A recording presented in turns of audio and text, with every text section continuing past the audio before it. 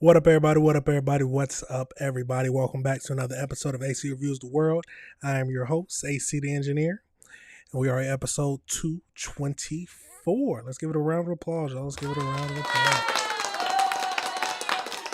Now, I hope everybody had a good day today. It is Friday, July 10th, 2026, year of our Lord, and it's time to get to the greatest afternoon show in the world, y'all. You ain't got to believe it, but I believe it. That's all that matters. But welcome back to the show, y'all. This is a show where we go over 4 or 5 topics Monday through Friday of just things that I found that we need to review together. Why? Because the world's a crazy place and we got to figure out some way to navigate it.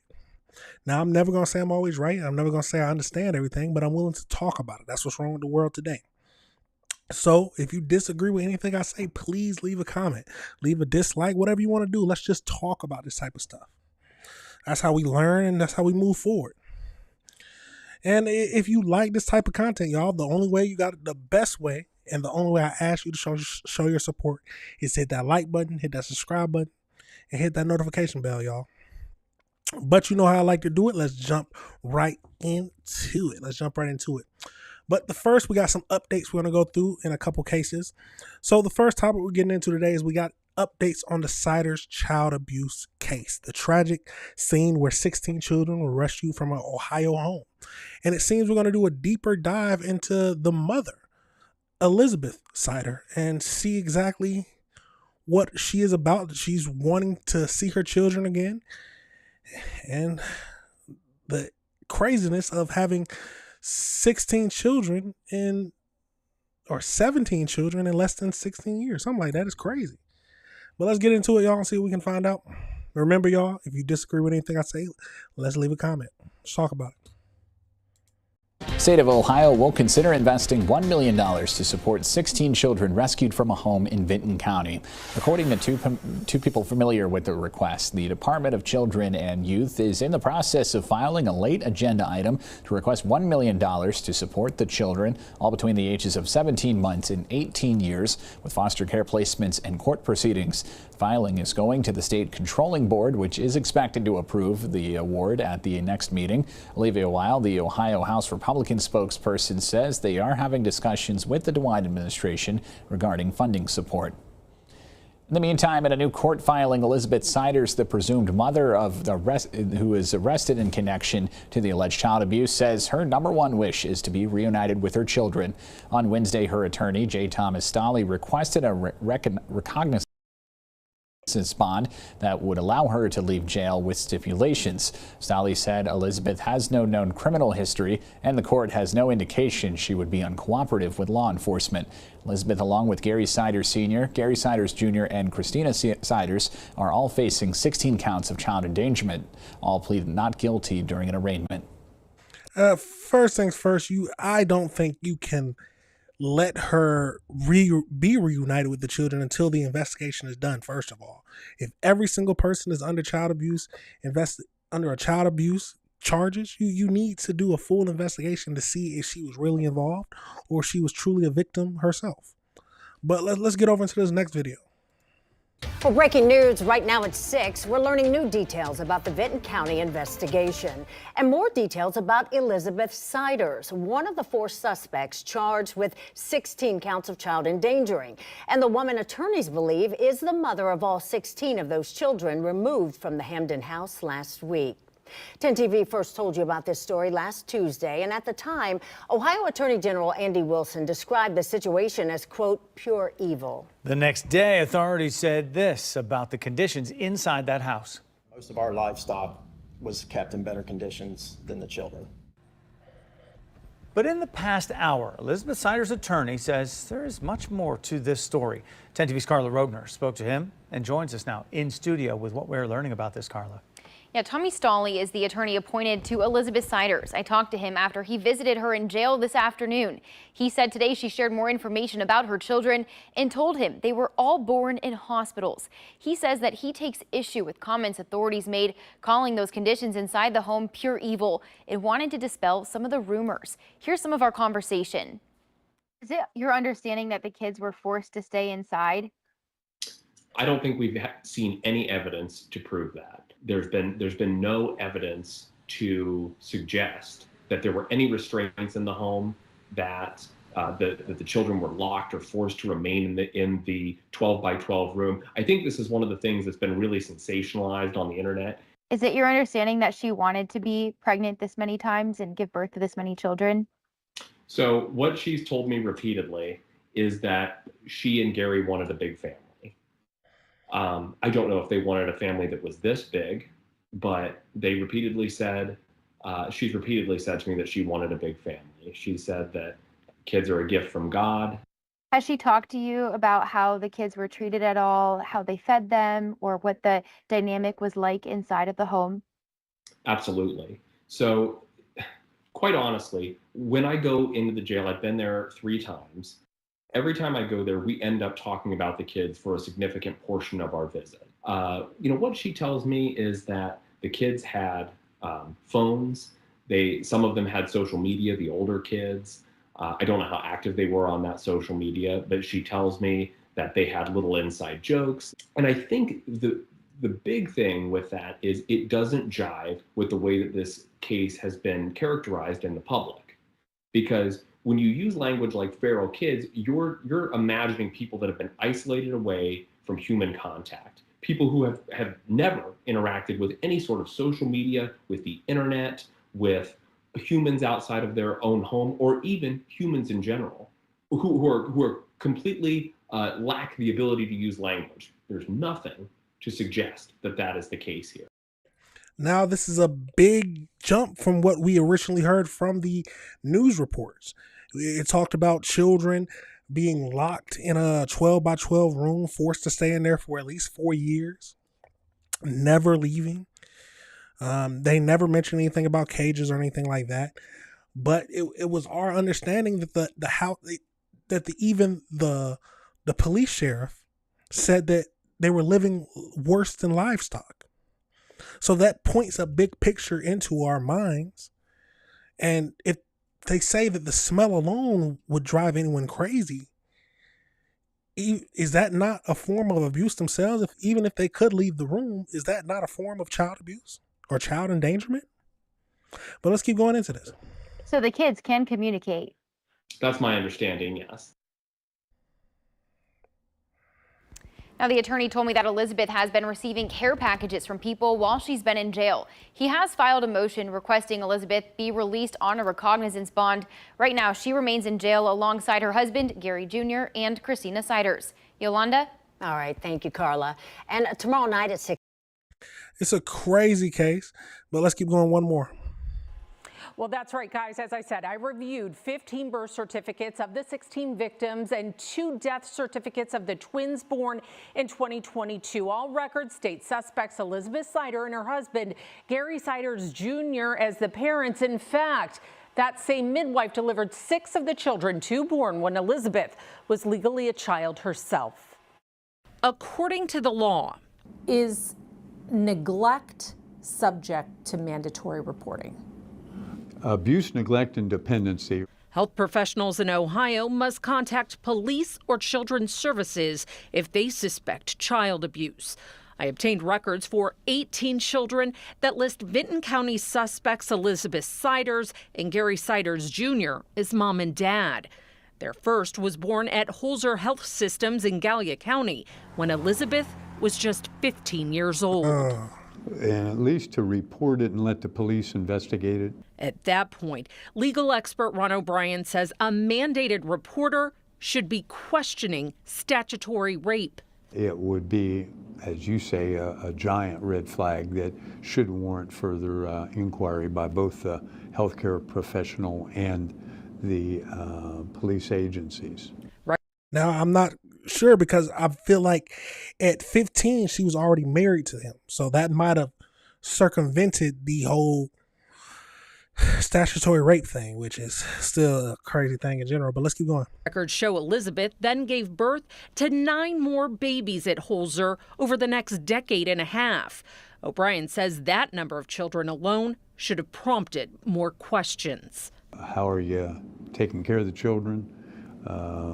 What kind of birth protection are you utilizing? Do you want to have more children? The next healthcare provider, Ohio Health.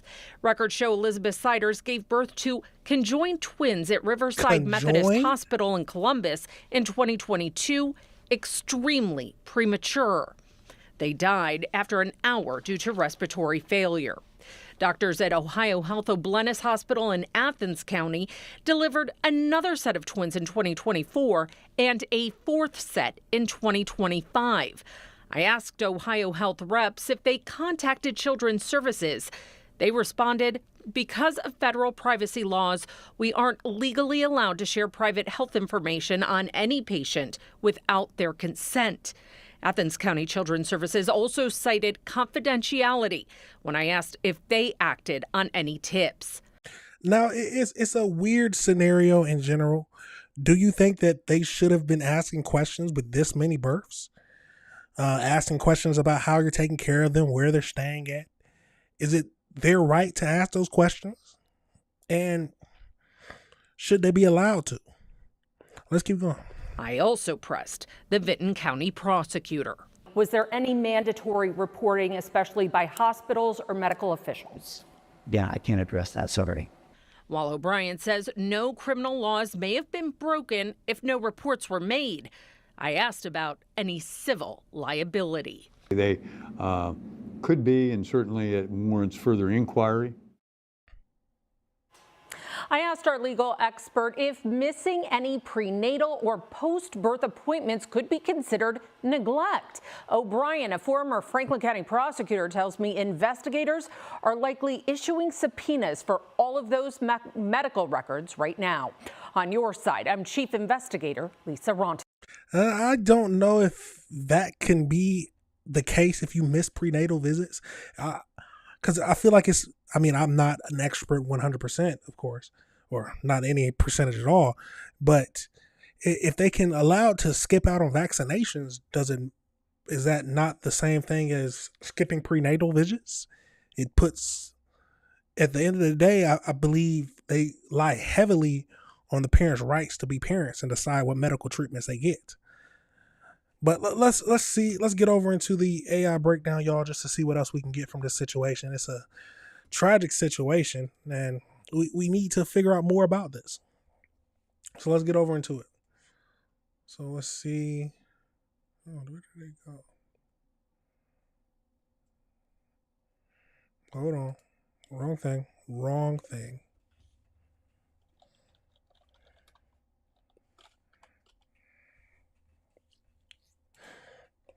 So, the 4 adult suspects in the Sider child abuse case, parents Gary Sider Jr.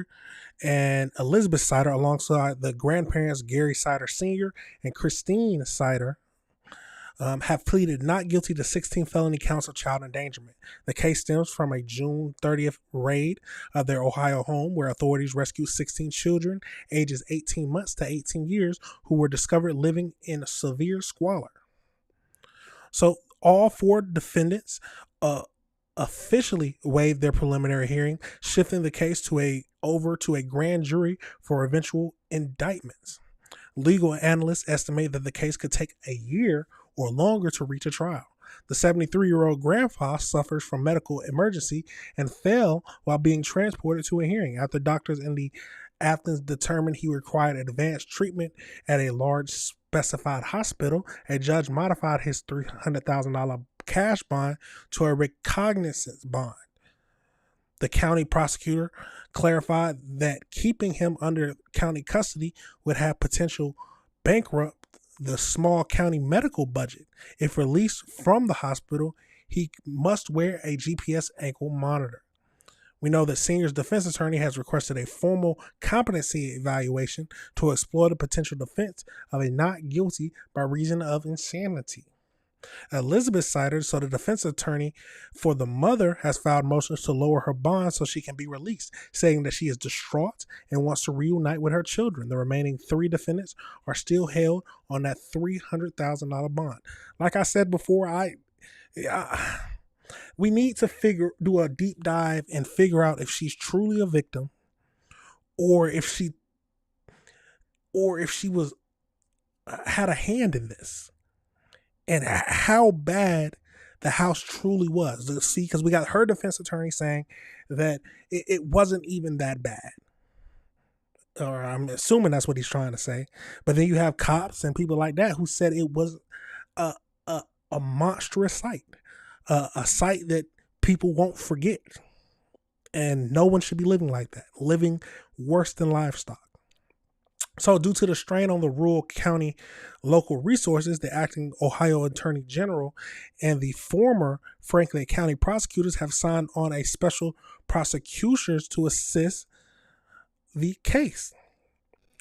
So defense attorneys has publicly challenged the initial report. He claims that there is no evidence that the children were forced to remain in a single room at all times or kept in cages, pointing out that multiple children have had cell phones and active social media accounts. The school stated that they have no records of the sight of children ever attending school or being registered for an at-home education.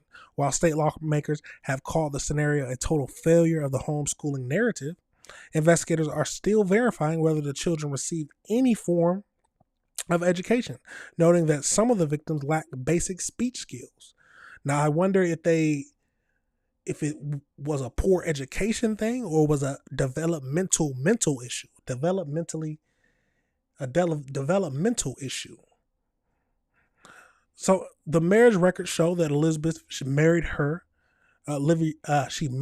Gary in West Virginia 2008 when she was 15 years old. Her defense is currently investigating whether she should also be considered a victim of the prolonged domestic manipulation and generational trauma.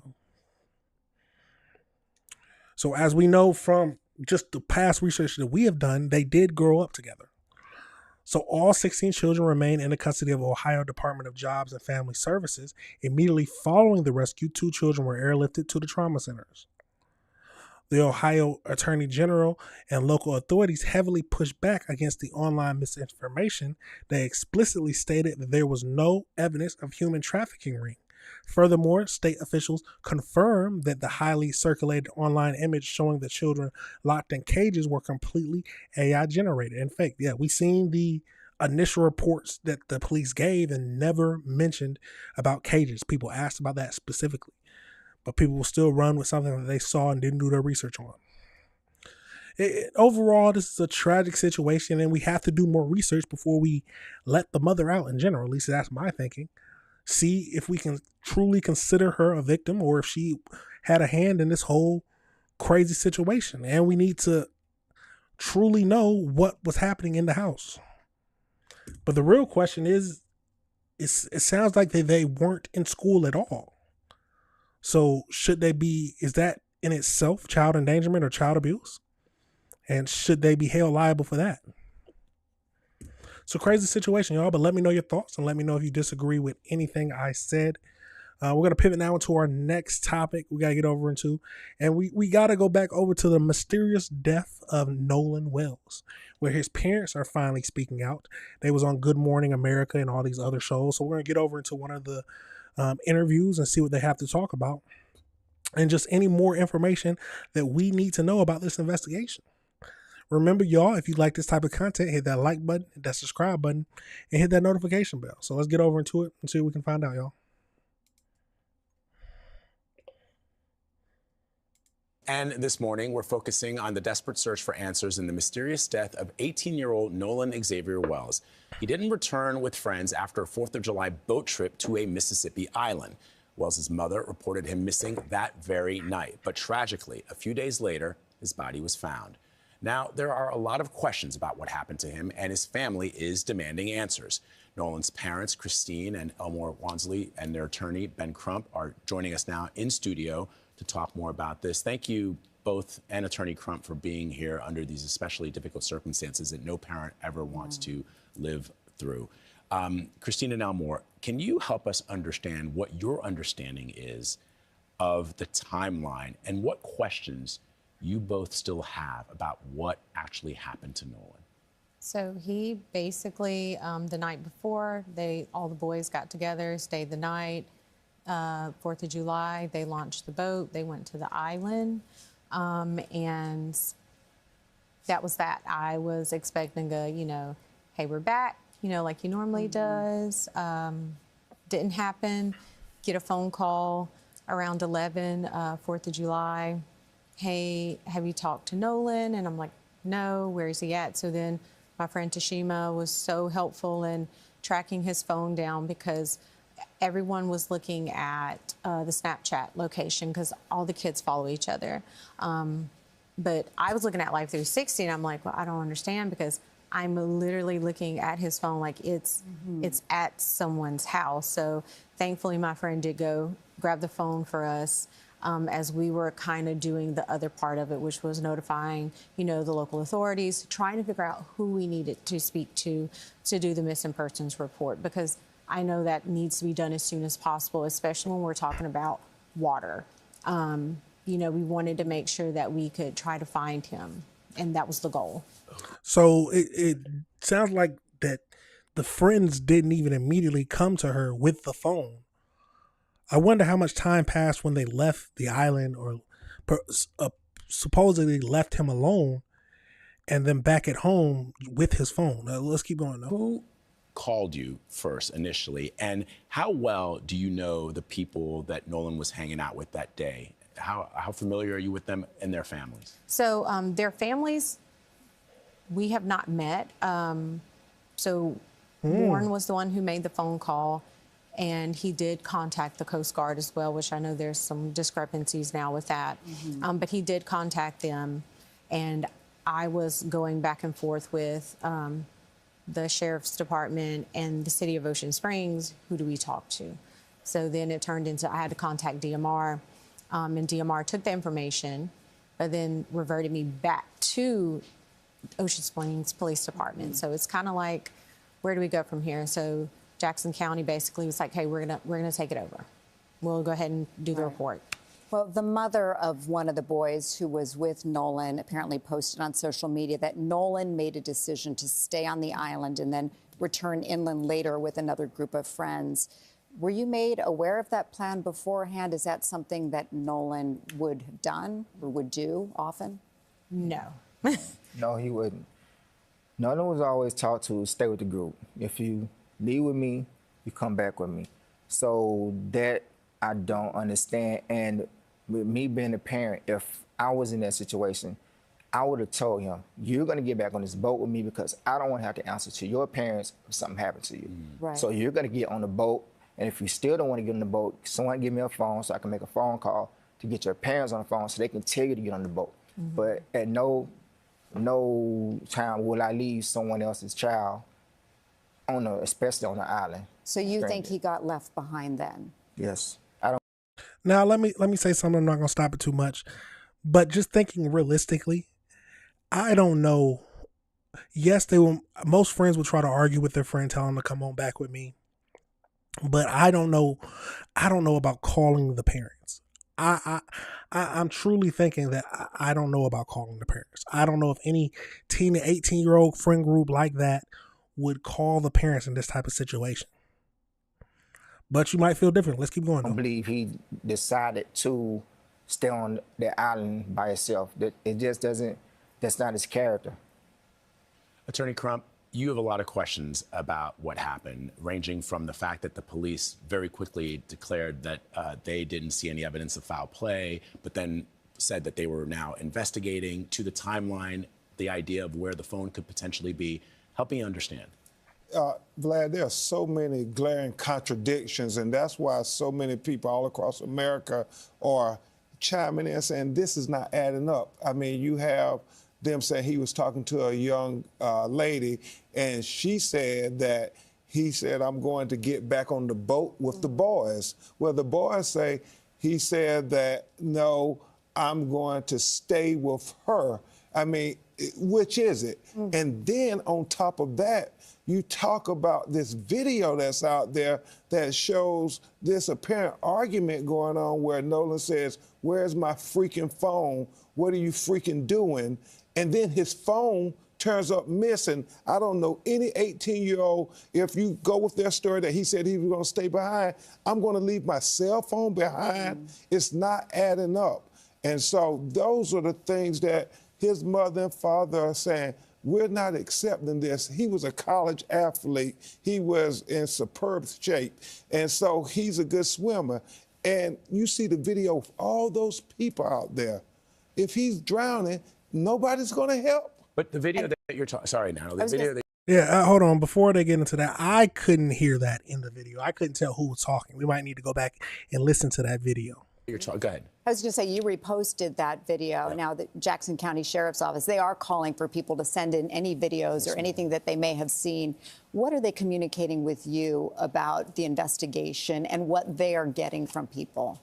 They haven't communicated much at this point. In fact, his mother, as she said, they had to track down the cell phone, and she can talk about the deleted messages that are very concerning to her because it's relevant. All of it is relevant to finding out how Nolan Wells ended up dead. Let me ask you really quickly on that video that you posted. Are you sure that that is Nolan's voice that we can hear on the video? Well, and there are kids. Kids are talking, and kids are always talking that there was an argument. So we have independent investigators doing it, and we get an independent autopsy. Colin Kaepernick paid for his body to be flown up to Washington, D.C. from Mississippi because his parents have some distrust when you think about the history of Mississippi. Oh, yes. And Christine, going back to that cell phone, you said you were able to recover it. Yes. So you saw clear signs that there were deleted conversations? There were definitely concerns just because Nolan is always on Snapchat. He will be like, hey, Mom, smile, you know, put a peace sign. Mm-hmm. So when me and my sister went through it, there was nothing.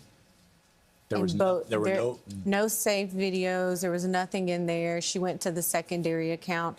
There was nothing in there. And I know, you know, when kids get together for events like that, you know, they're snapping. They're making videos, taking pictures. And so I'm just like, where is it? Because it hadn't even been 24 hours when we started looking, which usually with Snapchat, it goes away once you hit that 24-hour mark. Elmore. Hold on. That's not deleted messages. So there's no pictures. We got to be clear. Is there signs that there are deleted messages or just no pictures from him taking pictures? Because that's a big difference now, at least in my book. Can you, for all of us who are so concerned about what happened here, just tell us a little bit more about your son? Who was he? What kind of man was he growing up to be? He was very respected by the community. He was very respected by a lot of people. There wasn't a friend that he couldn't make. People gravitated to Nolan. That was just the type of person he was. He was I would say a silent leader when on the field and on the basketball court. People would follow his actions and not his words. I'm a person, I believe action is more important than words. You can tell me 1,000 times you love me, but show me you love me. Mm-hmm. If you are my real friends and I'm giving you this trust, you need to get it back to me by making me. Yeah. Making me get on that boat. It's 3 of them, and one of me. Yeah, we may tussle, but when we get back to the mainland, either we're gonna tussle some more, or we're gonna go party. So, and same with the adult. If that was your child, and I was the one there, you would have wanted me to make your child get back on the boat. So, it was a lot of bad decisions made. I don't think my son volunteered to stay on that island. I can't believe that. Mm-hmm. All right, thank you both for being here. We're so sorry about this.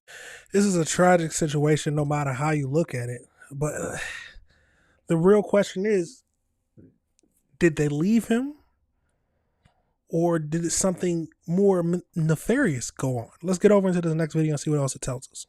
This is not how I wanted the world to meet my son, but here we are. Nolan is the kindest soul. He never met a stranger. He loved everybody. He didn't care if you were black, white, purple, green, looked like a marshmallow. Like, he just wanted everyone to be in peace with one another. All together, my family, this is going to be our new norm. He was the jester in my court.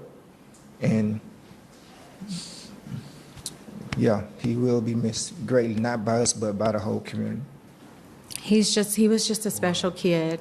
Like, he was a special kid, but again, just heart was so big. And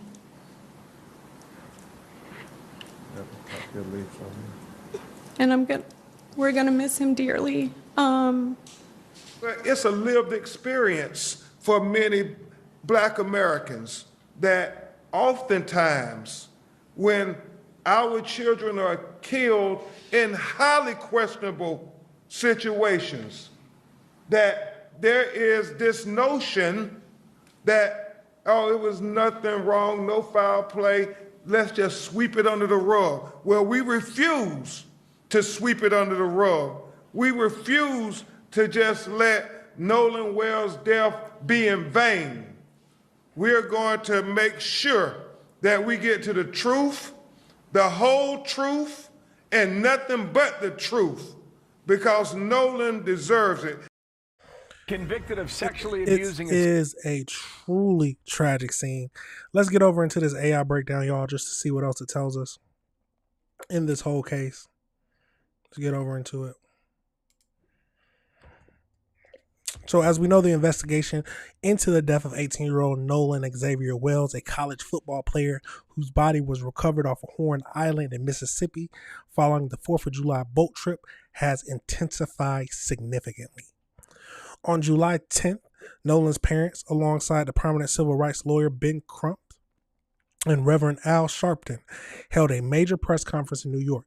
They strongly rejected the local law enforcement's initial narrative that there was no evidence of foul play and are demanding an urgent, transparent federal or outside probe. The independent autopsy, so Ben Crump announced that the family has commissioned an independent autopsy to be conducted in Washington, D.C. The secondary forensic procedure is being funded by the former NFL player, quarterback Colin Kaepernick. The official state autopsy and toxicology results remain pending. So the family's legal team alleges that when Nolan's cell phone was returned to them by the friends, he was with text messages that had been deleted. Jackson County Sheriff's stated that his department does not have the phone, but has requested it from the family to perform a digital extraction. Growing contradictions have fueled public suspicion, while local authorities initially stated that Nolan chose to stay behind on the island to get a ride with someone else. Video evidence has surfaced showing that Nolan in a verbal altercation on the boat. Furthermore, female witnesses state that Nolan told her he was returning to the boat, directly contradicting the accounts of the three companions who claimed that he stayed on the shore. That is a big contradiction. This has to be investigated. So Tyler Perry has stepped forward and offered to cover all funeral and burial costs for the Wells family.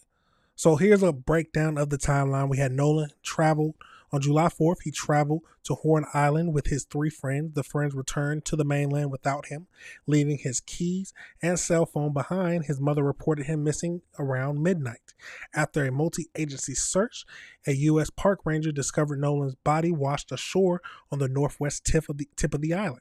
The Jackson County Sheriff's Department maintains the case is active and is pleading for anyone who was on Horn Island that day to come forward with eyewitness accounts, photos, or video footage, particularly regarding any beach or boat altercation. So let's go into more details about the deleted messages, because that's what I really want to know. So we know that during the national television interview, the parents and the attorney Ben Crump revealed specific details regarding why they believe cell phone data was intentionally scrubbed before the phone was returned. So there was no content in under 24 hours. So Nolan's mother, Christine, and her sister went through the phone immediately upon recovery and discovered his two separate Snapchat accounts were completely empty. So Nolan was an avid social media user who documented everything. His mother noted that it was impossible for there to be zero saved videos, photos, or active stories from the major 4th of July beach party within the 24-hour window, which made sense. Because of these apparent deletions, the family's legal team plans to employ private digital forensic experts to bypass the app's interface and try to extract deleted data from the phone's internal memory. So right now it seems like an inference. He is an active social media person, so it does make sense that he would take photos. But right now they're just basing it on the fact that there is none in there yet. So there is not any deleted messages or anything like that, but just the fact that there's no photos in the phone itself. So how the phone was recovered, that's a big thing that people was talking about. So the 3 companions did not proactively give the phone to Nolan's parents or local authorities when they returned to the mainland without him. The family had to use a tracking application to locate the live ping of Nolan's phone on land. A family friend then had to physically travel to the location to retrieve the device and Nolan's keys from the companions. The family has raised serious questions about how the phone was accessed in the first place, given that it was protected by Face ID. Legal advocates have publicly questioned whether Nolan's biometric data was used against his will while he was incapacitated. Oh, so they're saying about the missing face, the Face ID mystery. So how did it activate? I'm assuming they're placing, how did they delete the pictures? So adding to the cell phone mystery, Ben Crump revealed the existence of a video filmed on land shortly before Nolan disappeared. In the footage, Nolan can be seen in a heated verbal altercation with individuals from the boat, frantically demanding, "Give me my phone, my freaking phone. And what are you freaking doing?" These directly challenges the narrative that he simply forgot his device and left it willingly. The Jackson County Sheriff's Department has publicly requested that the family surrender the phone to the local police so the state investigators can perform the extraction. However, due to the severe lack of trust stemming from the department's early no foul play declaration, the family is currently withholding the phone until their own independent forensic expert can mirror and protect the device data. Now, I wonder, will the data extraction affect the phone? Because what if nothing is found from their own data extraction? Are they just going? Can the police no longer look for the data itself? It's a lot of questions, but overall, what do y'all think about this situation? Is it foul play, or is it just some terrible, awful accident that happened in the first place? It's a tragic scene, but this is why we got to review this type of stuff together, y'all, because the world is a crazy place. Let me see. One more thing.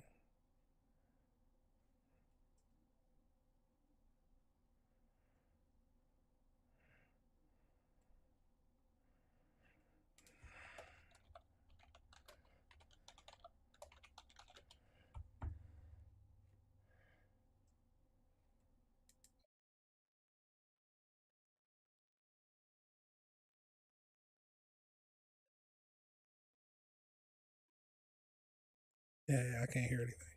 But we got the gist of everything. Let me know your thoughts on this situation, y'all. Let me know if you disagree with anything I said. It's a tragic case, but we will keep up with this. We're going to pivot now into our third topic we're going to be discussing today. And we got to go to Minnesota, where people are talking about how the Minnesota governor, Tim Walz, ended up pardoning a convicted sex offender who ended up abusing a 10-year-old girl. I don't understand why you would pardon somebody like that, but let's get over into these videos and see what else it has to tell us. Remember, y'all, if you like this type of content, hit that like button, hit that subscribe button, and hit that notification bell. Let's get into it. Convicted of sexually abusing a 10-year-old girl, a bit earlier, he was pardoned by Minnesota's Governor Tim Walz. And now the State Department has revoked the legal status of that migrant, clearing the way for his deportation. Secretary of State Marco Rubio describing that move. Just days before this foreign sex offender was scheduled to be deported, Tim Walz, the governor, issued him a pardon, setting him free to once again endanger the children of America. That's crazy. Well, this week I revoked his legal status in the United States, and as a result, federal agents took him into custody, and as of today, he has been removed from the United States. So State Department spokesman Tommy Pickett's with me now, and good morning to you. What more can you add to this story now? Well, what we saw here was an illegal alien convicted of heinous crimes that was shielded from deportation by Governor Tim Walz, shielded from deportation. And we said, no, we're not going to allow Americans to be threatened by this. What we're going to see is Secretary Rubio revoking this legal status and making sure that we're not having a situation where this illegal alien convicted of these crimes can threaten another American ever again. It's a clear example of this administration each and every single time siding with the American people first. This was a 10-year-old girl repeatedly raped. That's the accusation. And she herself wrote a letter on his behalf, and so did many others. The AG, Keith Ellison, said this about a week ago. He said the Minnesota Board of Pardons made the unanimous decision to grant Tu Vang this pardon after an exhaustive process which included a statement of support from the victim, a recommendation to grant the pardon for the Clemency Review Commission, and a large number of community support letters. Whoa. So, by the way, that's all null and void right now, correct? And Yes, this individual is out of the country? He is out of the country. He will never be allowed to threaten another American again. And that is because... Now, let me say something first. I would like to know more details on the victim making a statement for his release or pardon. That sounds mad to me. Hopefully we go into more details about that, but let's keep going into this. Action of this administration. An illegal alien in this country convicted of heinous crimes. Of course, you're mentioning the power of forgiveness we see from people, and I'm always astonished by people that can have that capacity to forgive these heinous crimes. But we are going to enforce the law. We are not going to allow someone to endanger Americans, and this is a clear example of a pardon issue to shield someone from deportation, convicted of these heinous crimes. That is not something we're going to allow. We are going to side with the American people. We're going to protect the American people. We are under no obligation, to state the obvious, to allow someone convicted of these heinous crimes to remain in the United States of America. Okay, on to another story now. Apparently, the State Department... Honestly, I can 100% agree with that, because even if he's pardoned or not, you've already done something incredibly sickening. And and you've already entered the country illegally. Why are you still here in the first place? Absolutely crazy, y'all. is trying to enlist the help of about 60 countries. So let's get over into this next video and see what else it tells us. Just weeks ago, a convicted sex offender and a foreign national was shielded from deportation by the governor of Minnesota. Laotian national Tu Vang was convicted of repeatedly sexually abusing a 10-year-old girl in the state of Minnesota. He even tried to pay his victim for her silence, and he called his heinous crimes a minor thing. Just days before this foreign sex offender was scheduled to be deported, Tim Walz, the governor, issued him a pardon, setting him free to once again endanger the children of America. Well, this week I revoked his legal status in the United States, and as a result, federal agents took him into custody, and as of today, he has been removed from the United States. Because of our action, this foreign criminal will never pose a threat to any American ever again. Americans must never be forced by their elected leaders to live alongside foreign sex criminals who have no right to begin with to reside in our country. This administration will always stand with the American people and defend them from violent criminals. It's a crazy situation, y'all. Like I said, I do have more questions about the victim making a statement. Let's get over into the AI breakdown, y'all, and see what else we can find out about this whole case. It's crazy to think about. So let's get over into that. So as we know, the Minnesota Governor Tim Walz, as part of the 3-member Board of Pardons, unanimously voted to grant full pardon to the 42-year-old immigrant who had been convicted 20 years prior for the repeated sexual abuse of a 10-year-old girl. The June 10th, 2026 decision sparked swift national political clash and federal intervention. So in 2006, he was convicted of first-degree criminal sexual conduct for repeated abusing a child over a 2.5-year period, starting when he was 18 years old. At the time of the initial arrest, he tried to pay the victim for her silence and downplayed the crime. The unanimous vote was cast by the 3-person board: Governor Tim Walz, Attorney General Keith Ellison, and Minnesota Supreme Court Chief Justice Natalie Hudson.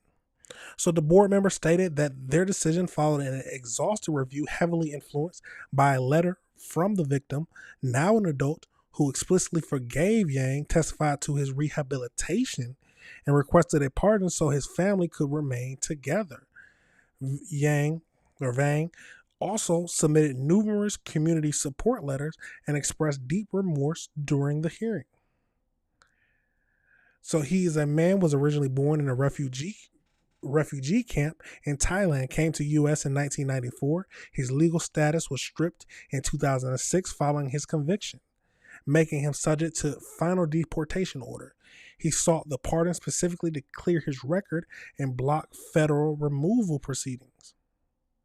The Department of the Homeland Security and the high-ranking federal officials sharply condemned the pardon. Acting Assistant Secretary Lauren Biss called the decision disgusting, accusing the state politicians of protecting dangerous foreign criminals from deportation. The state-level pardon ultimately failed to halt the federal immigration enforcement.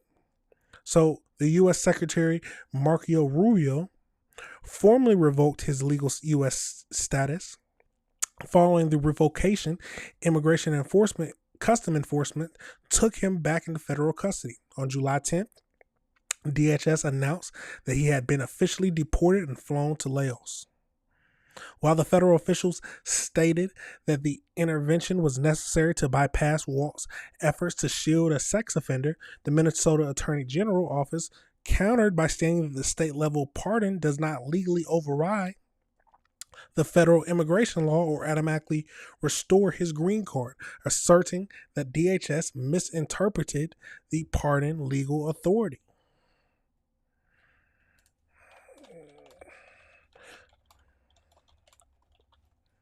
Let's get into more details about the victim's statement that actually led to his pardon in the first place. So the victim's formally written statement, which was obtained and reviewed by the Minnesota Board of Pardons, served as the primary catalyst for the board's unanimous decision to grant him a pardon in the first place. The detail and explicit quotes from the victim in the letter included. So we got the victim, who is now an adult, wrote directly about processing the trauma over 2 decades since the abuse occurred.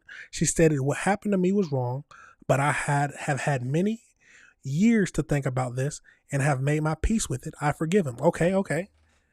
That is what a victim, that is what most therapists and people who've dealt with crimes tell the victim to do.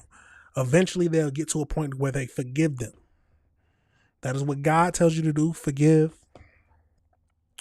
But does that mean he should be pardoned in the first place just because the victim forgave him?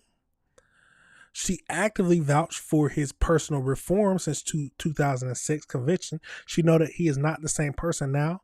I have seen how he has changed. I wonder why she had so much contact with him. Maybe it was for her own benefit or own therapy, but still crazy.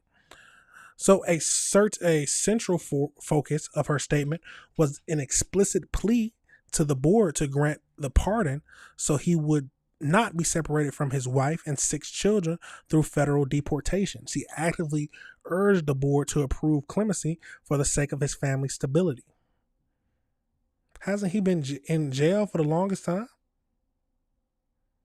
Maybe he wasn't. I don't know. The victim's letter carried immense weight during the hearing, particularly for the judicial members of the panel. Before casting her vote alongside Governor Tim Walz and Attorney General Keith Ellison, the Supreme Court Chief Justice Natalie Hudson explicitly cited that the victim's input, stating, "We've seen some evidence here of rehabilitation, but obviously the victim's statement here is very significant for me." The state officials later noted that while they denied 3 other separate pardon request from the individual facing deportation over the sex offenses. The victim actively, explicitly advocates for Yang's case and ultimately compelled the board to act. I don't know, man. It sounds like she in herself is against the deportation and him being separated from the family. But he, in the end of the day, it's simple. I think of it like this. He sexually assaulted a 10-year-old at 18. I don't think you can come back from that. Yes, you can serve your time. Yes, you can be changed and think what you did now is wrong. But you still did something sickening to a child.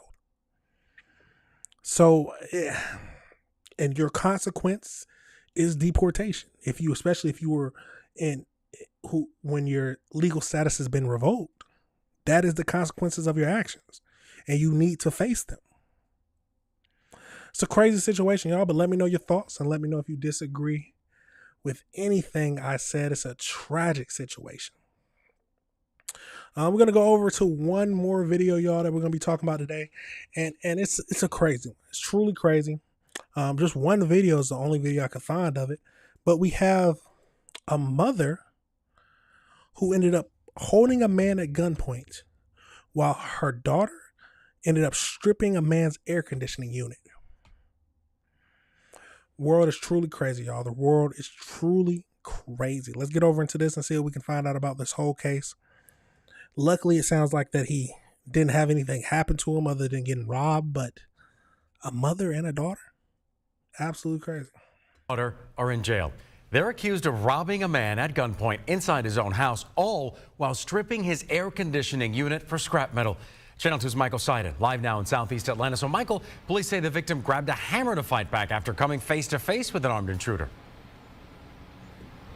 Yeah, George, just a wild story here. We know that this victim had just moved into his rental property. He was waiting for the city to come over and turn on his water. That's when he found himself staring down the barrel of a gun. But as police said, he actually had a hammer and he was able to fight them off. This is what's left of the home's air conditioning unit. Atlanta police say it was ripped apart in the middle of the day while a 35-year-old man was being held at gunpoint inside his new home. APD says the victim had just moved into the house on Metter Way and was waiting for Atlanta Public Works when he heard footsteps. According to court documents, he looked up and found a stranger standing in his hallway. Police say 48-year-old Shainika Batista pointed a handgun at him and said, quote, "Don't move." Investigators say the victim grabbed the hammer and chased Batista outside, where he found her daughter, 33-year-old Alexis Avery, stripping his HVAC unit. Police say the two struggled before Avery hit the victim in the head with a pair of bolt cutters, and both women ran away. But before they got away, the victim pulled out his cell phone and recorded their SUV leaving the neighborhood. Police say that video helped them identify the license plate and track the suspects to a scrap metal facility where the stolen HVAC parts had just been sold. It's crazy, you know what I'm saying? Because this is a dead end, you know, it's only us right here. So it's like to come back here, you got to be looking for something. The world is truly a crazy place. Truly crazy. Mother and daughter, criminal duo, trying to rob a man at gunpoint. Luckily, he was brave enough to chase them away. It doesn't sound like, but it could have ended terribly. If they were truly about that, he would have been shot. This is a crazy situation, y'all. Let's keep going. We spoke with next-door neighbor Jamal Thornton, who says he had no idea what happened until we told him. If that's happening next door, then it's time for me to go. Yeah, late this afternoon, had a chance to text with the victim. He declined to comment on camera, but he is doing much better. Obviously, though, very shaken by what happened. We're live in Southeast Atlanta. Michael Seiden, Channel 2 Action News. There are so many crazy people in this world, y'all. So many crazy ones. And it seems like that most parents pass down this craziness to their children. Her daughter probably wasn't always like that. She was raised by a mother who was willing to pull a gun out on a man to steal the scrap metal in his air conditioning. Is times that hard? that people are stealing air conditioning parts? That's serious now, because I need, how hot it is, I need my air conditioning. Luckily, they didn't shoot, but he could have died. And they would have just kept going on about their day. They would have ran, of course, hopefully been caught, but it's a tragic scene. Let's get over into this and this AI breakdown just to see what else we can find out. So we got a mother and daughter were arrested in Atlanta after allegedly holding a homeowner at gunpoint while dismantling an air conditioning unit for scrap metal. So according to the Atlanta News First, the July 2026 incident unfolded through several dramatic steps. So at first, the break-in, we had a 35-year-old man had just moved into his new home. He was resting in bed while waiting for the city water worker to arrive. After hearing footsteps, the victim discovered the 48-year-old Shanika standing in the hallway. She ended up drawing a handgun, pointing it at him and ordering him not to move. Rather than complying, the victim grabbed a nearby hammer and chased her out of the house. In the backyard, the victim found her 33-year-old daughter was actively stripping his outdoor HVAC unit. When the victim grabbed Avery to stop her from fleeing, Avery struck him in the head with a pair of bolt cutters. The woman then fled in an SUV. So the victim successfully filmed the suspect escaping in the SUV on his phone, allowing the Atlanta police to track them to a local scrap metal facility where they had just sold the stolen copper. Investigators noted that both women had an extensive history of stealing stolen copper in the metro area. The suspect faced the following charges. So we know that the mother, first-degree home invasion, aggravated assault, theft by taking, and possession of tools for the commission of a crime. And then we got the daughter, battery, taking, theft by taking, and possession of tools for the commission of a crime.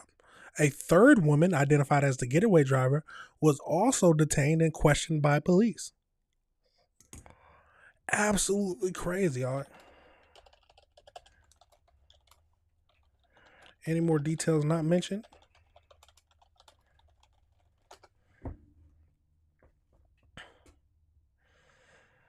So several additional details have emerged from the official police warrant regarding the suspect's claim and their history. So upon her arrest, the daughter, Alexis, admitted to striking the homeowner with bolt cutters. However, that she claimed she only did so in self-defense to protect her mother. And then we know that she ended up pulling him away from him. The mother ended up pulling him away from her. Avery told police that she lived near the victim. She stated that she and her mother routinely spend their day driving around the local area, specifically looking to collect and sell scrap metal. So investigators revealed that this was not an isolated incident, and warrants show that both women were also suspect in stripping copper from AC units at an apartment complex nearby, or in Melody Avenue, located just 2 miles from the victim's home back in May 2026. Because of that separate May incident, both women have also been hit with charges of second-degree criminal damage to property. Furthermore, the mother faces an additional charge of theft by taking for allegedly stealing parts from the same apartment complex earlier in April 2026. The police warrants noted that 35-year-old victim did not have any surveillance cameras installed at the time because he had just moved into the rental property just 24 hours prior. No surveillance system were activated yet to capture the initial break-in. Wow. The world's truly a crazy place, y'all. We have mothers and daughters holding people at gunpoint just to steal some scrap metal. Is times just that hard, or is this saying something about the community? Is this just a individual thing? What are your thoughts? The world is truly crazy, y'all, and I guess we got to watch out for our scrap metal of our AC systems. Absolutely crazy, y'all. Let me know your thoughts and let me know if you disagree with anything I said. But that is the end of the show, y'all. Talked about a lot of crazy things. So if you disagreed with anything I say, please leave a comment. I'm never going to say I'm always right. I'm never going to say I understand everything, but I'm willing to talk about it. Now these videos will be broken down so you can go back and watch the one you want to. But this is the last show of the week, y'all. So remember, the best way to show your support is hit that like button, hit that subscribe button, and hit that notification bell. But that's it for now, y'all. You already know I got to play that outro. But, I'll see y'all next week. Peace.